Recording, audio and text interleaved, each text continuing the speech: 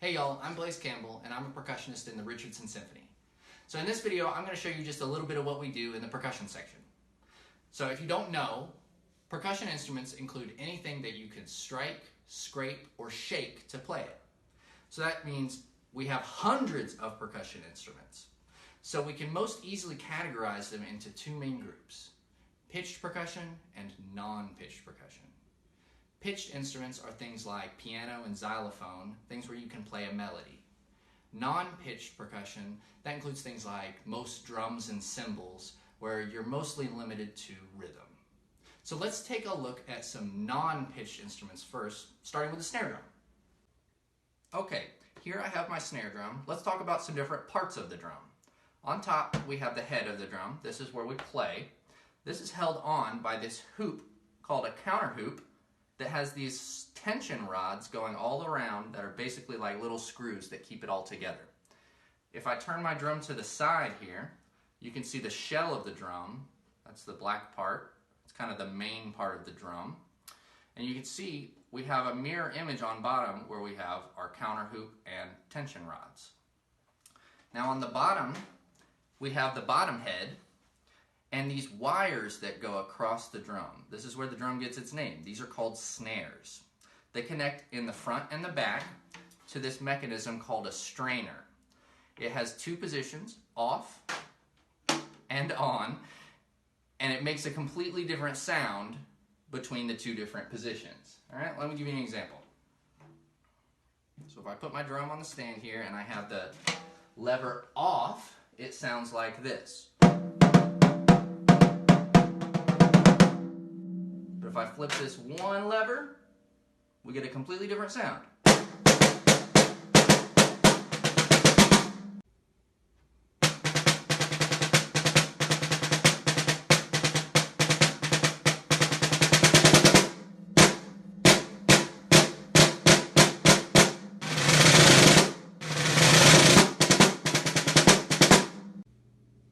Okay, let's talk about some accessory instruments. Accessories are usually a little bit smaller and easier to play, but that doesn't mean they're not difficult to master. So I've got a bunch of them here to show you, but let's start with these ones. You probably recognize these as triangles, and you'd be right. I also have some beaters here, a small, medium, and large. So let's try out the different beaters on these triangles so you can hear a difference in the sound. So here's the big triangle, small beater, medium, and large. All right, so hopefully on the video that's coming through, in real life you can really tell the difference in fullness of sound between the small, medium, and large beaters. Let's try the same thing with the small triangle. Small beater. Very different sound. Medium. And this large one is almost too large. Okay, so sometimes on the triangle we also need to sustain our sound, make it long. So we play a roll like this. Kind of sounds like your alarm's going off. All right, and sometimes we got to call the cows home for supper. Okay, we don't actually do that. So moving on, speaking of the cows, here I have my cowbell, and I never seem to have enough of this. So there's two basic sounds we can get here. We can get a thinner sound with the tip of the stick like this, and we can get a really nice full sound if we go on the edge here. Very cool. All right, moving on, I have another small instrument here. These are shakers. I got a couple different kinds. This is an egg shaker. It's shaped like an egg, of course, and it's just got little metal beads in it. You've probably seen these before. All right, sometimes, though, that's not loud enough, and we need something a little bigger. All right, and that's about it for that one. It's a shaker, so we shake it. Moving on, this instrument, these are called castanets. So castanets are very cool. They're from Spain, and originally they would have these clamshells held in the hand by dancers, and they would dance around while they played music. It's very cool. So I'm not much of a dancer, so I bought mine with handles on them so that I can play them a little bit more like drumsticks. Something like that. Okay. The next one here, I have 2 more sticks. These are called claves. So claves are a South American instrument, and they're very important to the music there. So they're essentially just 2 sticks that we click together, but they make a very specific sound.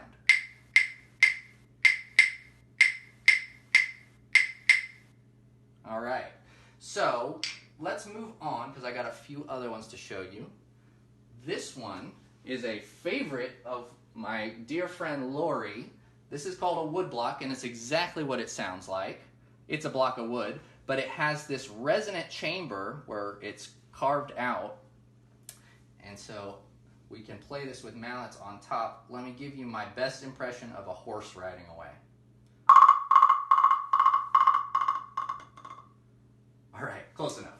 Moving on, I have some itty bitty cymbals. These are called finger cymbals. And I know, of course, right away, everyone wants to know, do you do this?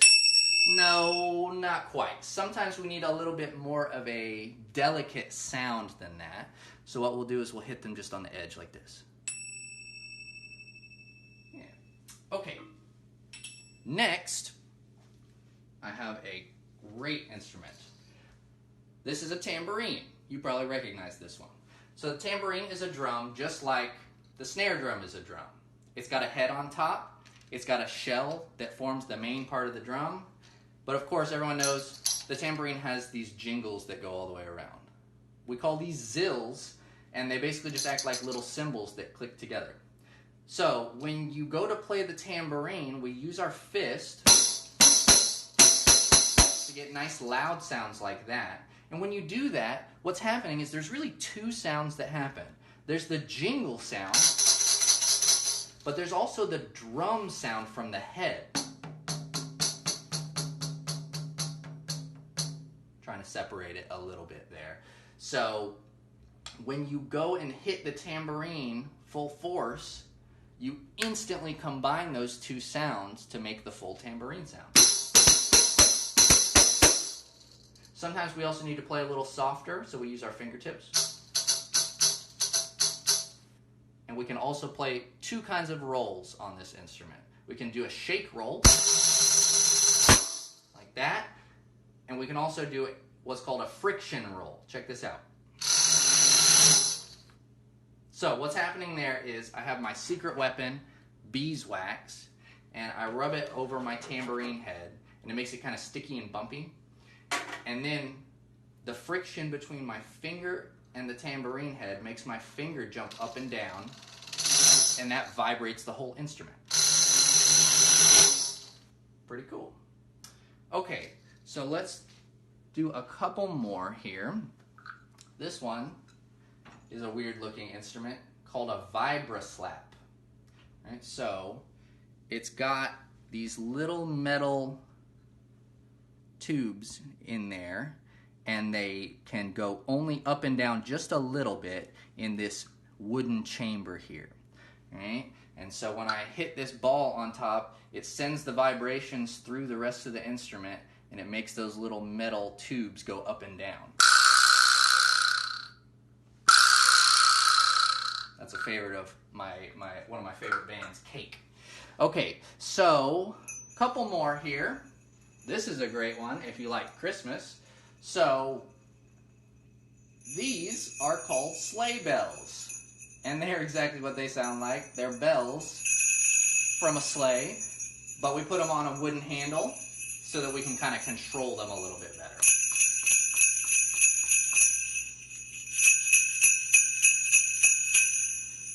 Sometimes they'll even have extra strips of bells on top and bottom as well. Okay, moving on, I got just a couple more for you. Let's do some other ones, like this one. These are 2 pieces of wood held together by a hinge, and we call it a slapstick.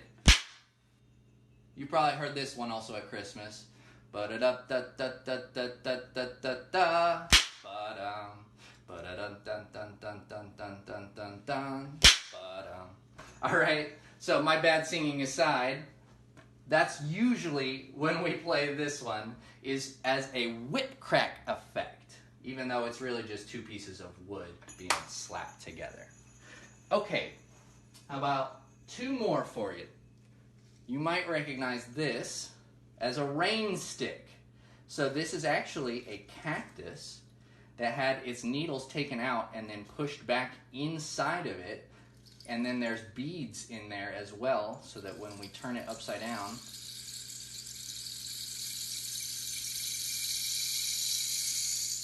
we get that rain effect. Okay? So here's one more sound effect for you. It's a pop gun. So sometimes, every once in a while, we'll have sound effects in the orchestra, and we need to recreate something like the sound of a bottle opening. So every once in a while, we got to have something like the pop gun to make a very specific sound that a piece requires. Okay, so there's a bunch of different instruments there for you. Kind of show you the variety that we have in the accessories. Like I said before, we have hundreds of instruments in percussion, and this is just only a few of them. There's way more than this, but this is all I have for now. Okay, let's talk about keyboard percussion. So, at the beginning I was talking about pitched and non-pitched percussion. Everything that we've done up to this point has been non-pitched percussion, but all these keyboards are pitched, so we can play some songs on them. Okay, so I have three different ones to show you here. The one I have on top, you probably recognize. This is a xylophone. So it's set up just like a piano is. These would be the white keys, these would be the black keys, but these bars are made out of wood. Okay, so this is not quite a typical xylophone, because usually we would have tubes coming out from underneath it, like you can probably see underneath this other instrument here that we'll talk about in a second. Usually we would have these on the xylophone, but I have what's called a tabletop xylo, and so it has these troughs underneath each set of bars to let the sound vibrate and resonate inside. Okay, moving on. This instrument underneath is my favorite. This is the vibraphone. So it's set up just the same as piano and xylophone, but it has metal bars instead of wood. And so one of the properties of metal is that when you let that metal vibrate, it's going to ring for a really long time compared to wood. So we have this pedal on the floor. Here, I'll point the camera down there. We have a pedal down there. Hopefully you can see that. And when I push it up and down, it pushes the bar going underneath all of our metal bars here. There's a felt strip, and it pushes up against those metal bars to keep them from ringing. But then when I push it down, it lets those notes ring. And then I lift the pedal up and they'll stop. Okay, so there's vibraphone. I have one more to show you here, and I can't even get it all in frame. There it is. It's my marimba. It's 5 octaves, and it goes all the way across my room. So this instrument is set up just the same as the others. These bars are made out of wood, but it's basically just a big version of our xylophone, but it has a nice, deep, rich sound. And again, most marimbas would have resonators like the vibraphone does, the tubes underneath, but mine does not. Okay, so in the next part, I'll give you some musical examples, play you some different songs on these instruments.